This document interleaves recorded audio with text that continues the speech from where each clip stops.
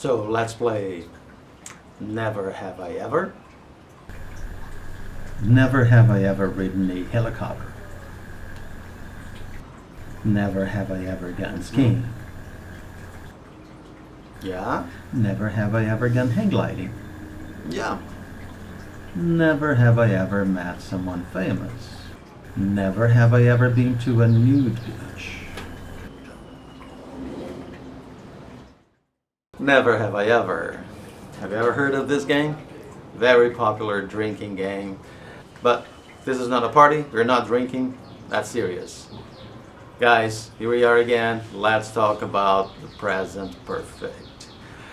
In this game, we see the present perfect being used to talk about our life experiences. That's what this game is all about. This is the second situation where the present perfect is used to talk about all the things we have lived, all the people we have met, all the things we have done. But we are not really interested in when they happened. This is not really relevant. So we just want to focus on the fact that they have really happened. When? Not important. Simple, right? Well, we also use the present perfect to talk about a period of time that includes the present moment, includes today, includes now. So I can say, I've done many things today. I've already had breakfast, but I haven't had dinner. I've done many things this morning. It's the weekend. Let's say it's Sunday morning. I could say, I have done many things this weekend. I've done many things this morning. So I'm using the present perfect because I'm still living the weekend. I'm still living this morning.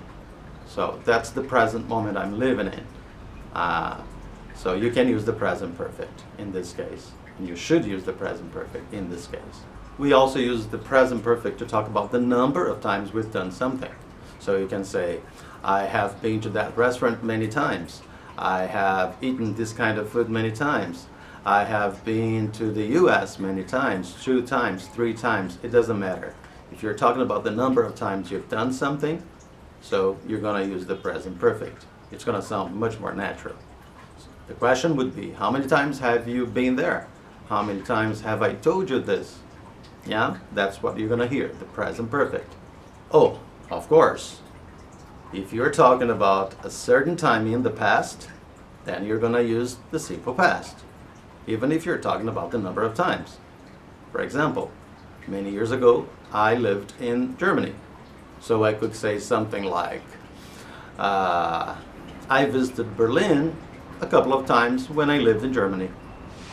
Here I'm restricting my story to that moment.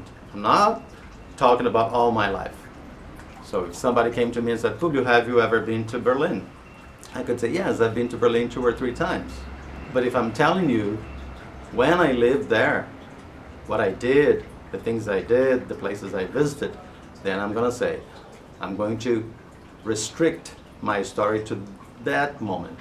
When I lived in Germany many years ago, I visited Berlin 2 or 3 times. So you see, very specific moment in the past, all my life experience. We also use the present perfect normally with the words already, just, and yet. I've already had breakfast. I haven't had lunch yet. It's now 9:30 in the morning. I can say that. Yeah, I've already had breakfast. I haven't had lunch yet.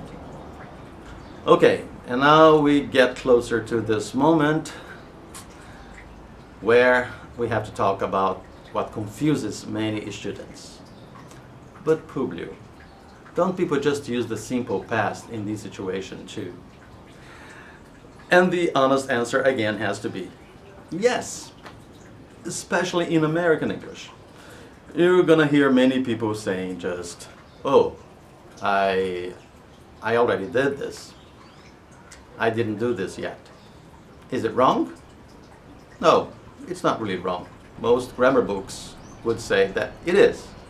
But you see, you've got grammar books, you've got real life. Initially, I'd suggest you go with the grammar books. It's not your own language, so you just follow the rules. In the first video when I talked the present perfect as a present result, I told you that it's also possible to hear people saying, oh, I broke my arm. Oh, I fell down. Yeah, or I had lunch. And now I'm telling you again that sometimes people use the simple past instead of the present perfect. And then you may be wondering, so why the heck does the present perfect exist? And I tell you, because there is a reason for that. It's a very special verb tense. It expresses a very particular idea. Let's check some situations. Back to the present perfect as a present result. Suppose I was hiking all by myself in the woods, somewhere far from the city. And then, guess what? I'm bitten by a snake. Luckily, I have a cell phone. I call 911, I call somebody, I call someone. I ask for help. And what am I gonna say? Help! I've been bitten or I was bitten by a snake. Of course, you're gonna say, I've been bitten by a snake. You're going to focus on the urgency of the situation. So, help, I need help now. Of course, if you said, I was bitten by a snake, it would sound unnatural and a bit odd maybe. People would understand you and they would come to rescue. Fast forward to some time in the future. Okay, then we are having a conversation, we are playing the game. Never have I ever been bitten by a snake. Yes, you have been bitten by a snake, you can say that. As you move on, as you keep talking about the event, you're gonna use the past simple to give more details about what really happened. So really, have you ever been bitten by a snake? Yes, it was some years ago. I went hiking and this snake came out of nowhere, surprised me, I got bitten, but everything was fine. Hey, but what about that picture with Bill Gates, Publio? Have you really met the guy? And here's the story. Yes, I've really met the guy in the flesh. That was a pretty crazy experience, as you can imagine. Well, at the time I was not a teacher. I was working for this company that developed software for the insurance industry here in Brazil. And I was in Miami and I had to go to this huge conference with my boss. And when we were there, so we realized that Mr. Bill Gates was there. And not only was he there, but he had also invited a group of business people to join him in a 1-hour meeting. So my boss just said, Publio, come with me. I'm not sure my English is good enough. So there I was. And there was Mr. Gates standing with his photographer. And as he greeted each one of us, the pictures got taken. And I was not really needed. My boss did okay without me.